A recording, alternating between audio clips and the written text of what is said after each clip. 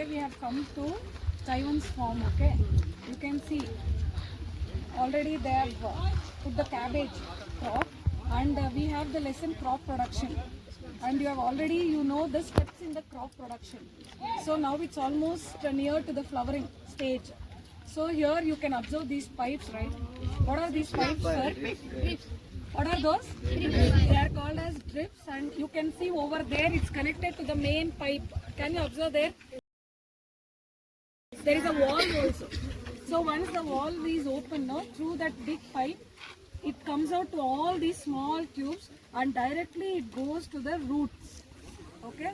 Here there will be less wastage of water and efficient method of irrigation. Now what do you mean by irrigation? Giving water to plants. So it's nothing but you are providing water for the crop, okay, by various sources. Now what are the different sources of irrigation? Sources. I'm not asking the types. Sources. Canals, dams. Now what about this place? Are we having any dams, rivers here? So what they are purely depending on? Pond. Otherwise, if pond also is not there, borewell. They have to depend on the borewell, the groundwater. And basically in Kolar district, no, we don't have any river source. Most of the agriculture here we are depending on the groundwater only. It will be taken out through borewells, tube wells, as ma'am said. Okay? Through that only they are going to pump the water. See there you can also see a tank. They have made a tank, temporary tank. They will store there. Okay? Like if there is some problem in the borewell, no, the tank can suffice water for how many days? Maybe 10 days? Illa ma'am, 1 month. For a month. So that is like thinking. What may happen if there is shortage of water? No, if they fill it, no, see for 1 month it can endure irrigation. Is it clear? Okay. This is one of the major steps. The fourth step, no, the irrigation, very very important step. And water, without water there will be no photosynthesis. Plants can prepare food only with the help of photosynthesis. So raw material is water. I hope this is clear. Okay.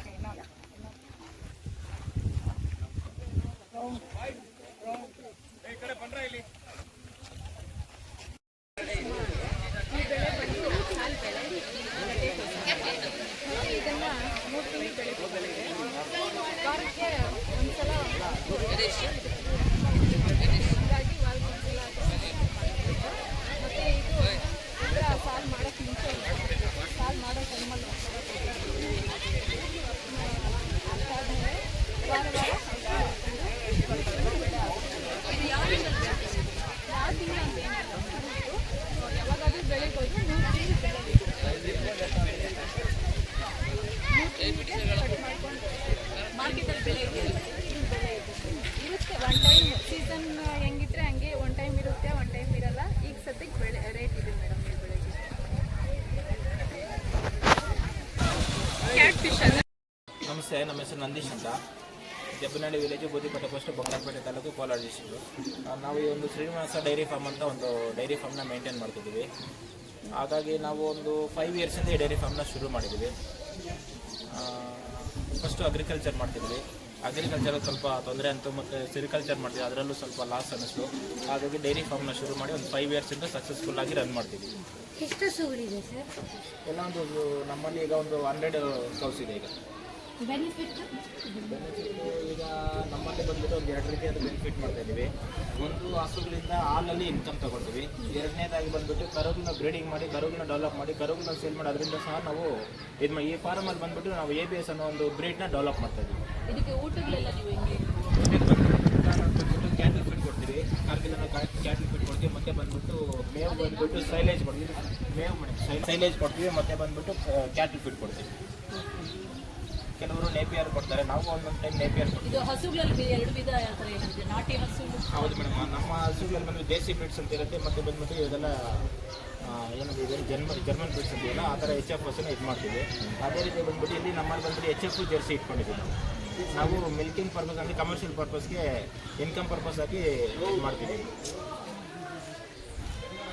Okay, thank you.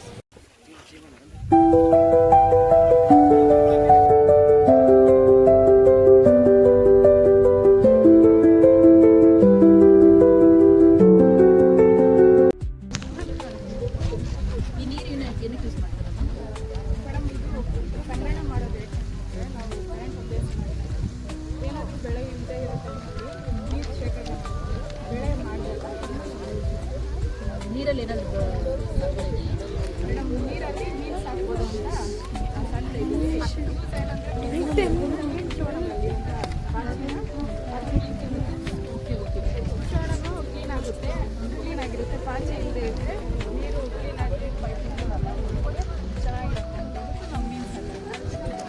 If you have any doubts, you can ask.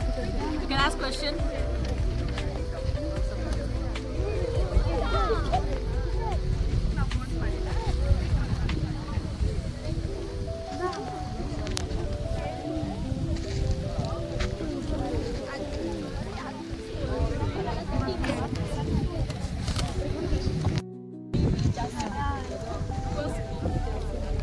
ಮತ್ತೆ tomato ಬೇಕು, ಆಲೂಗಡ್ಡೆ ಕಡಿಮೆ ನೀರು ಅಂದರೆ ಕ್ಯಾರೆಟ್ಗೆ ಉದ್ದಿನಬೇಳೆಗೆ ಸಿಕ್ಲೇರ್ ಆಗ್ತಿರಲ್ವ, ಕಡಿಮೆ ನೀರು ಸಿಕ್ಲೇರ್ಗೆ ಕಡಿಮೆ ನೀರು. ಓಕೆ ಸರ್, ಒಂದು ಫೋಟೋ ತೆಗೆದು ಇಲ್ಲ ಇದೆ.